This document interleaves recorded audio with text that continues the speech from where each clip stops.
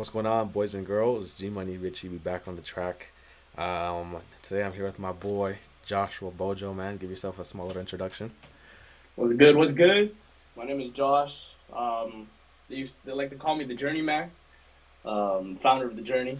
It's an events company that I own, and yeah, it's my boy Gadako. We've been friends for a while, for a long time. Of course, man, all the way back to junior high, as always. Junior high days, bro. Cool, man. So yeah, the reason this kind of conversation derived is obviously my previous video about being disappointed with yourself and kind of leveraging that mirror that you need to put in front of yourself on a day to day basis to propel self improvement.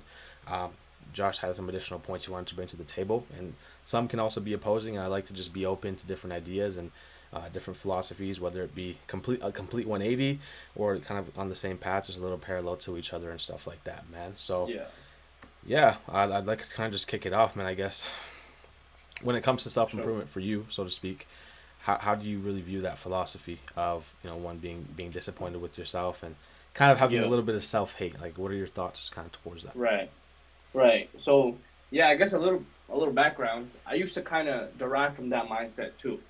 I was like, bro, I look in the mirror, bro, I hate you, man. I hate you, this and that, and I have to get better. And then I realized the more I looked at myself in that way, the more I realized I was never satisfied with any type of result I would get. Now, I'm gonna be real. This year, I've made more money than I've made in the last, like, I don't know. I've made a lot of money this year. I just don't want to say numbers. I'm more so in a comfortable state right now, Hmm. right?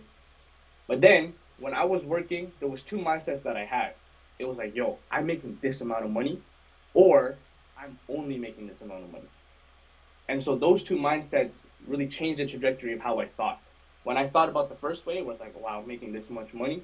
That well, I'm grateful for what I have, right? I'm grateful for what I have, so now I can use it in the ways that I know I should. I would say I have good financial disciplines. I'd say over 80% I put into an investment account, Okay, right? And all these things. solid. I don't spend, I don't splurge until live below your means until one day you're just popping off, Exactly. right? Yeah. Right? Or already pre-calculating what I need or what I want to have, even though I don't need it. Yeah. For example, like let's say that I need to make 4K this month. For whatever reason, I need to make 4K this month. And so if I only made 3,500, I'd be disappointed in myself. Yeah. I'd be like, man. But then before I was making 2,500. I made $1,000 extra, and I'm disappointed in myself. And so in that terms of mindset that I have, it's like, what is my motivation? You know, is it do I only have, or do I have a lot, or do I have enough?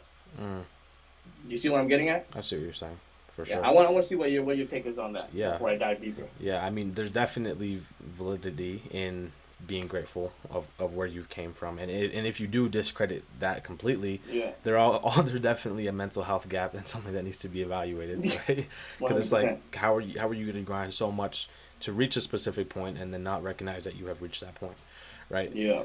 The way that I look at it is, once you do reach that point, regardless of how big or how small, human nature is just always about reaching that next target, right? Human, Mm, human nature is valid. about that next target. And even if you write a book, it's always about that next chapter after you complete it, right? So with that in mind, it's about understanding that the totem pole that you're on right now is something not to get comfortable with. Something that Mm, you need to understand that, look, like, sure, I reached to this point, I got here, but I can't be satisfied. And part of not being satisfied with something is having almost a bitter taste with it, a bitter taste of the state of which it's in, and moving on to something else that tastes a little bit better.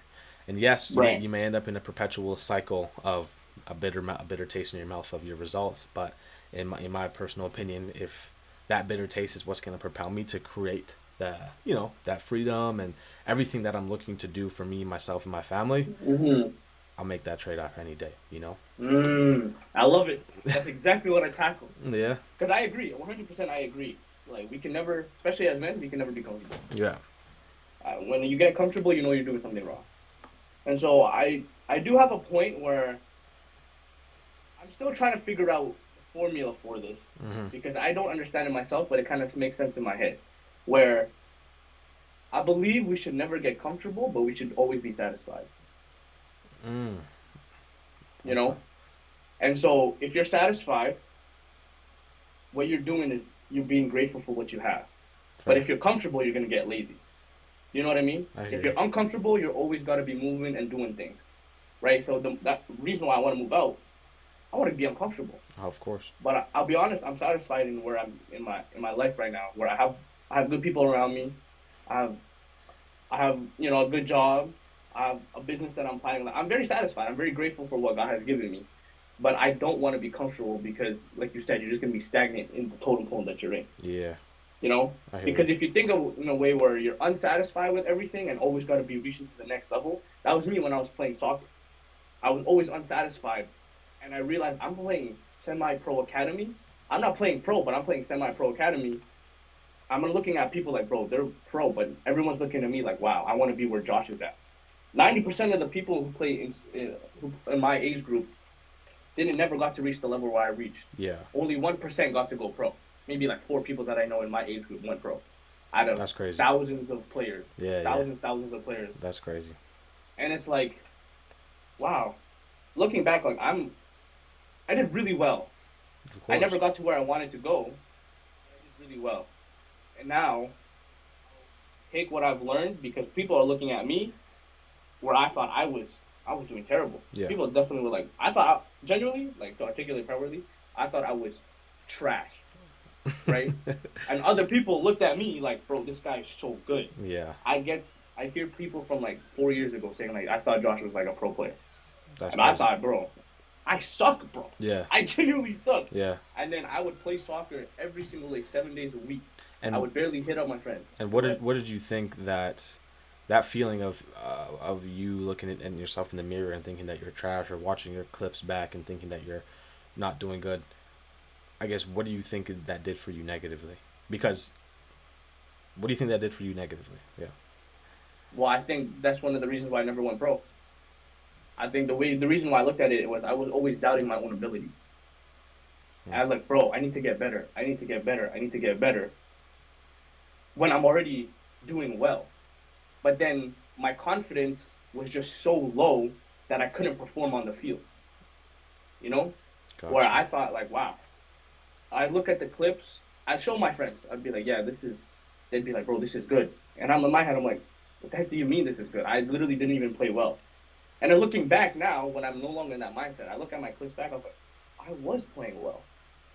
Why did I ever think to myself I wasn't doing well? Mm, And then genuinely, that's why I quit soccer. I haven't touched soccer in 4 years until now, fair. right? Yeah. Since 25 years, since 2021, yeah, 4 years. I haven't touched soccer in 4 years because I was so hurt from that my mentality and my mindset of, bro, I'm not good enough. And Wow. then every time I thought about a soccer ball, I just thought about my failure Wow.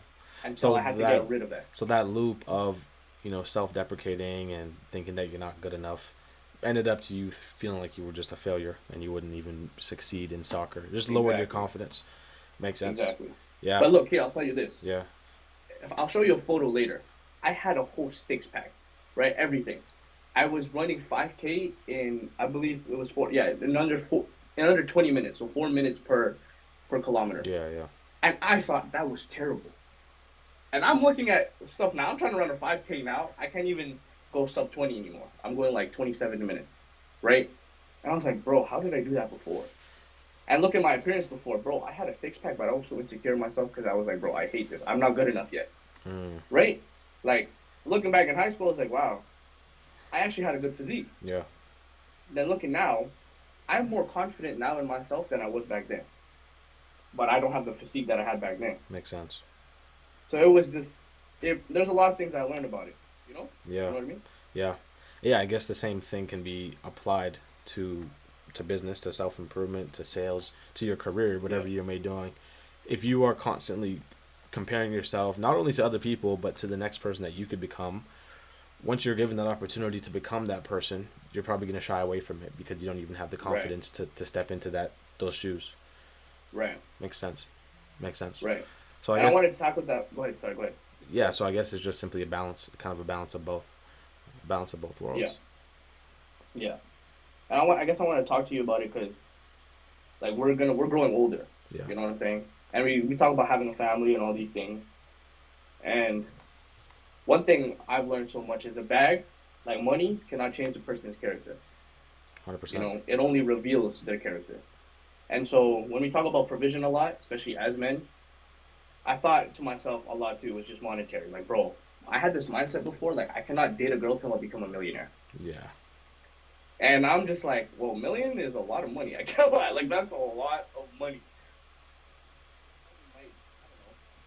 If I dedicated my entire life to become a millionaire, I'll probably be a millionaire by now. But I probably wouldn't be the person that I am right now. True. Right? I'd probably be the same old toxic.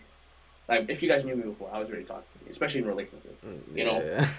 and, That's and I funny. realized like provision for a family, for a girl, for kids is not just monetary. It's also your spiritual self, your emotional self, your emotional intelligence. How can you treat a girl properly, Hmm. right?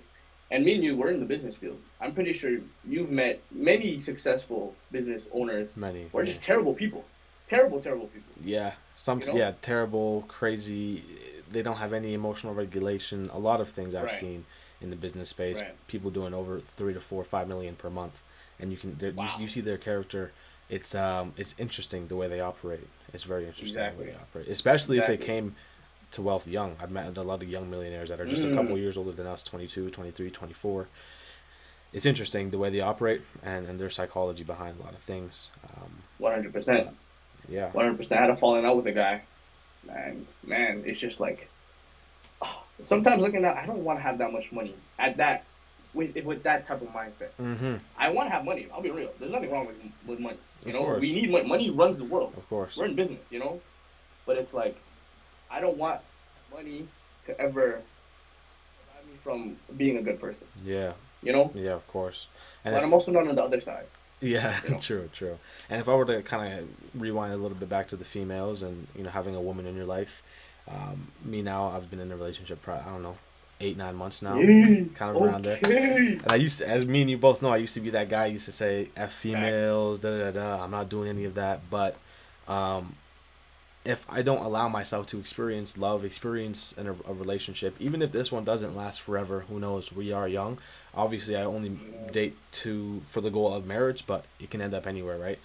When that 100%. when that one does come, whether you have the money or whether you don't have the money, how are you gonna know how to operate in a relationship? At the end of the Right. day, it's practice. I wouldn't call women practice. I don't want to call women practice, but Right. you need to be able to regulate yourself in a relationship, understand the values, understand how to build one, until that one does come, and 100%. you're able to be the 100%. best man for them. And if you limit yourself from having a relationship just because of the monetary things, once the monetary things come, you're just gonna see yourself getting taken advantage of, and I've seen that. I've seen that 100%. as well. 100%. So yeah, bro. You're right. Money does not dictate what you should do in a relationship or whether you should have a relationship or not. It's kind of about 100%. if she falls into your lap, man. I say just freaking take it, bro. Take it. 100%. And I think, I guess even to continue deeper with that topic of, um, in my opinion, the whole self disappointment, self hatred thing, it's more so when you do become, let's say you get married, when you get married, you're gonna always be constantly thinking like, am I a good husband? Like Mm, I'm here, I'm in my marriage now. I reached the goal of marriage, am I a good husband now? Am I a good father when you get kids? Am I providing enough? There's always gonna be that next step where it's like, I'm never satisfied, so I have to keep going until you reach your deathbed. And like in the video, you said like you'll like living a life with no regrets when you reach your deathbed. But I guess in my own opinion or my perspective, once you reach your deathbed, you've accomplished so much, and you probably with that mentality, you'd have so much regrets that you couldn't do more because you were never satisfied. You're mm, never grateful of like, I actually did a lot of things in this life, but now I'm here dying. I could have done more. I could have owned, I don't know, Microsoft. That's Microsoft 2.0. yeah. I could have done this. I could have done that. I could have had 6 kids instead of 5. You know, it's like Yeah. always like I need to always do more Yeah. instead of being grateful for what you have now. Fair. Because I guess if you operate off a state of could-haves and should-haves, there always will be could-haves and should-haves, and 100%. you'll There's be always a kind of bigger fish. yeah, yeah. Makes sense then. I guess so. Then, what in your head? What would kind of be an actionable step for somebody to take, merging two mindsets together, so to speak, and being able Yeah, yeah, to yeah, live yeah. a productive life of not always being dissatisfied with where you're at in a negative way. Right. My perspective would be instead of operating out of hatred, it's operating out of love. So everything you're doing is because I love the next person beside me. I love my wife. That's why I'm gonna be uncomfortable, make ends meet. I love my family. I love my kids. That's why I'm gonna provide. I love You myself. know, exactly. I love myself. Hmm. That's why I'm gonna go to the gym. I'm gonna work out. I'm gonna, I don't know, buy some clothes that ain't. I wanna. I don't want to look good. You know, I'm not. Trust me, guys. I'm not in that mindset. Like, bro, be broke. You know what I'm saying? I'm Yeah, not yeah, saying that. of You know, course. make money, bro. We need money. You know, I'm just saying, just that mindset of I'm doing this because I love myself and I love the people around me. And I guess for me, I'm a very spiritual man. I just love God. Yeah, Everything I do is just for God. You know what I mean? And so it's what can I do to be the best child of God, to be the best man for God or a man of God, and just be the best man for my friends, my future girl, you know, my future kids. So everything. yeah, Right on. yeah, Yeah, and I guess if you do operate off of a place of self hate, when things go wrong, right, and you mess up, you have an inconsistent day. Typically, somebody I've noticed this in myself, honestly, in the past, even recently too, and I know I'm gonna make that change now. Was like if I'm operating it with the place of self hatred, once I fall off that path, I'll continue to do things to degenerate myself because mm-hmm. because I hate myself, and that's what I've told my mind. So I'll continue to eat junk food. I'll take a couple more days off from the gym. You know, I'll do all these things because I hate myself. But Right, if I do it out of a place of love, then I wouldn't continue to do those things. I'd be like, okay, yeah, you slipped up, but you love yourself enough to keep going and not to push yourself down this, you know, exactly, perpetual loop of hedonism, right? exactly, Makes sense, man. exactly. Love it. And Yeah, I I hope it. Go ahead, go ahead. now and then I guess the last question I have for you is, you know, I'm a man of God myself too. I love to kind of incorporate, you know, what I think He would want me to do and the man that He wants me to Mm-hmm, become as much as possible. So, mm-hmm. how do you think God really wants you to operate in those standpoints of chasing monetary goals, chasing relationship goals, and just becoming the person that He probably put you on this earth to Right, become? right. So let's get into like a spiritual topic now, Yeah. if you want me to dive. Okay, but essentially, the way I guess it's written in the Bible, in the Word, is if you're able to surrender everything to the Lord, your whole heart is to God, do it. For example, like in terms of monetary, we go monetary. If you're not able to trust God with your finances, you're doing something wrong, because that's your idol now instead of God. You know, when it's like God, I have to do everything by myself. Like I'm gonna do this, I'm gonna do this, I'm gonna do this, right? Instead of being like, whoa, I need to slow down and just trust God that God's gonna handle everything, God's gonna provide. You know, and again, we talked about this before. It's not that mindset where okay, I'm literally just gonna sit on my couch and God's gonna provide. Of You course. know, Yeah. like you're moving. Your faith without action is dead. You're moving, you're working, you're doing all these things, but it's like God, I just trust you. Yeah. Like I don't have to worry. Like if I have negative $100 in my account, it's not like, bro, I'm terrible. You know, I need to do this, I need to do that, I need to move, blah blah. We're like, let me just take a breather. Like, yeah, God, you're gonna provide. You know, and I'll tell you a testimony for myself. Last year, around this time, my credit card was maxed out, and I have a negative $180 in my draft in my checking. I was overdraft. Damn. I had no job, I had no work, and I was planning a whole event, right? My men's conference. I guess people will now know. Yeah. And I was like, God, I just trust you. You're gonna provide. And boom, I get calls from the government. Like, bro, you had some things that you haven't even checked into your account for 5 years. $1,000 just came into my account. I paid off my credit card, and I had enough money to pay for all the expenses for my event. Yeah. And then one of my one of this woman from a church said, I want to support you. Paid for all my expenses for the event. Didn't have to pay a single dollar for the event. That's crazy. Someone just provided, and I was like, whoa, I actually just seen God move. And Yeah. then Yeah. this year when I'm working, total flip. I made so much money, I stopped trusting God. Every day I'm looking at my investment account. You know, I'm like, oh my gosh, it dropped. Oh my gosh, it went up. Like, what am I doing? I'm like, let me just trust God. I put so many things in pieces. Like, okay, I need to work this many hours. I need to do this for my business. I need to do X, Y, Z, doing all these things, which is not wrong. I'm not saying it's wrong Yeah. because we need to be organized. You know, you have to do a lot of things, but it's like I'm no longer trusting myself. I mean, sorry, I'm no longer trusting God. I'm trusting myself. You know, and then I completely forgot that, bro. God really got me out of $1,000 in debt last year, out of nothing. You know what I mean? I hear you. So 100%. that's I know it's definitely hard for other people who probably don't believe in God to understand what I'm saying, Yeah. but I'm telling you, it's real, man. Yeah. God is real, bro. Yeah, God just I'll provides. add on to that. If you're not like completely faith leaning and stuff like that, it's there's different ways you can look at it. I look at it with God, and I look at it with quote unquote the universe and all that kind of stuff, and putting yourself in the right Yeah. opportunities. If you're just operating off of a frequency of abundance and a frequency of trust, stuff will come. Like I've gotten those calls from the government. I've gotten my carbon tax come in randomly when I'm broke and I'm Right. down.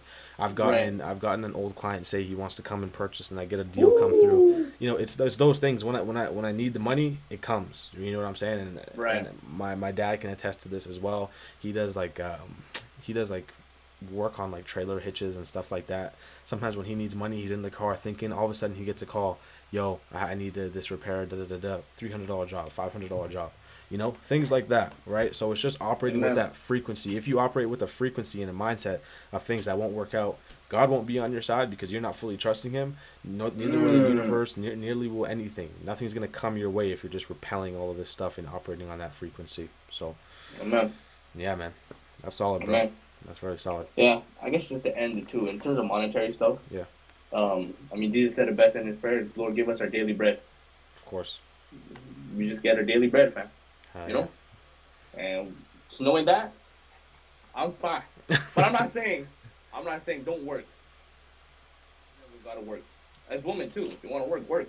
You know, You gotta work. like you gotta work in this economy, man. This economy, you gotta work. You Yeah, gotta do stuff. if you're not working, bro, I don't know what to say to you, man. Thanks. I've had people call me on the phone and say, yeah, I'm looking to start a business. Okay, man, like what do you do for work? Oh, I'm not working right now. I'm like, if you don't have the ability to get up and go to a 9 to 5, how are you gonna start a business? Come on, you know, Mm, like you have to be able to do those things at least for a couple months. You know, facts, grind it out, then you can apply that same energy to your business, man. But facts, facts. yeah, man, respect, Josh. I appreciate you coming on, man. Thank you too. You know, change of Love, perspective, love. switch it up a little bit, as always, everybody else, love you guys. Start off tomorrow strong. Peace. Take care.